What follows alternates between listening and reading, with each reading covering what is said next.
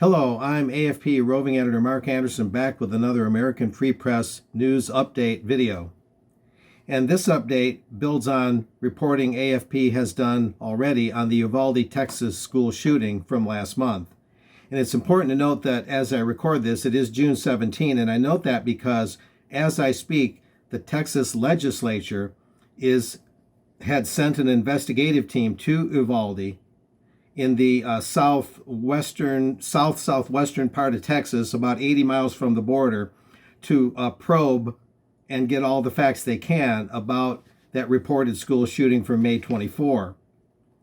But they're doing that in part because overall the Texas government is raising a lot of barriers to releasing information to the public and press in terms of details on what happened on that day. And of course, most of that stems from the fact that police were shown to stay outside the school building, Robb Elementary School, and not respond even when they heard shots going on inside. And people live around that school in an L-shaped pattern. Of all the four sides of that school building, there's residences and businesses lined up along two sides, shaped like an L. And so a lot of people could see certain things out their front windows or from their front doorstep or their front lawns. And so a lot of people observed this shooting as it was going on, and police, of course, are under heavy fire there for keeping people out and not going in themselves to rescue the kids for over an hour, we understand. But now all the agencies in Texas, amid this legislative probe that's going on now, and we don't know exactly what from that will be released either, amid all that, all the Texas agencies are resisting giving out information, and it seems that this could be over the long haul, and we may see no substantive information whatsoever that could very well happen from that reported shooting.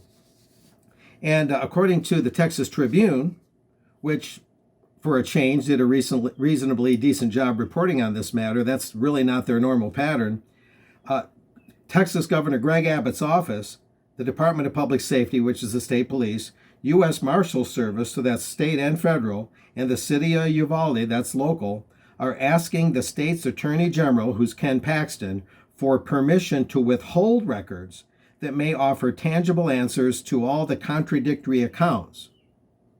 And of course, some of those contradictory accounts include, did a off-duty Border Patrol man getting a haircut hear the shots, get a shotgun and go in and take care of business?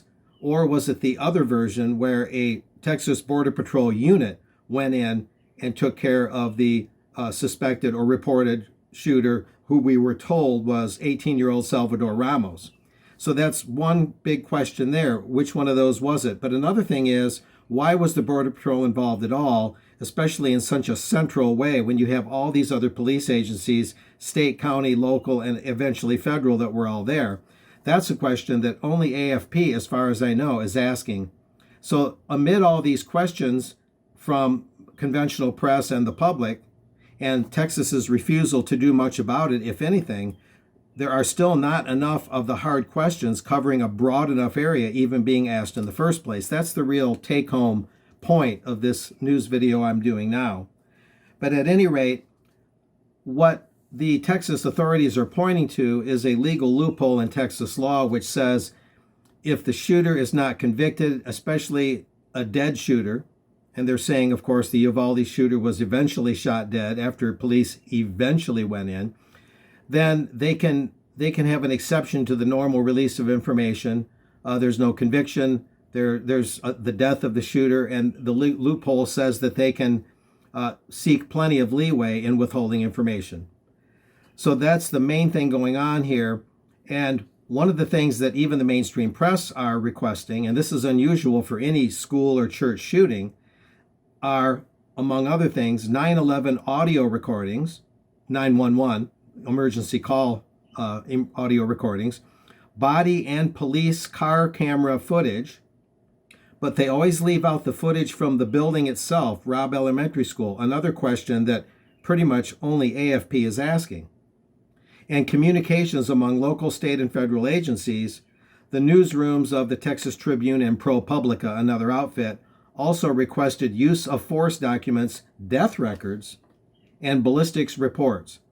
So even the mainstream press is asking way more questions than usual, which is the good news. The bad news, of course, is that the Texas authorities are very, very tight-lipped right now, and that might not be short-term, that might be long-term. So this could lead to a lot of lawsuits, and the public is very anxious to know more about what happened because the police actions or inactions really tipped them off to how strange of an event it really was.